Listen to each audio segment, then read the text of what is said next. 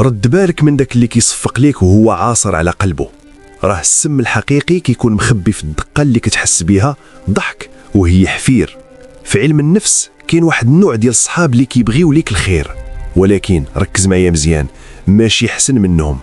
نهار كتبدا تنجح وتفوتهم كيبداو يهرسوا فيك بتمسحير مغلف بالنصيحة، كيقول لك غير بشوية عليك وهو باغي يقول لك حبس تما راه فتيني. هذه هي سيكولوجية الغيرة الصامتة. نهار كتطلع كيتفكروا فشلهم هما، وكتولي انت هي المراية اللي كتعكس ليهم عجزهم. النجاح الحقيقي كيبغي قلب بارد وإيد قاصحة كتعرف تصفي المحيط ديالها.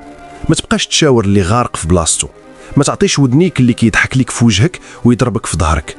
والسر خدم في الصمت وخليهم يفيقوا على الصداع ديال وصولك. القافلة دايزة والكلاب اللي كينبحوا بالضحك خليهم في بلاصتهم. القمة ما كتهز أكتر من واحد. واش انت هو داك الواحد ولا خايف على خاطر صحابك؟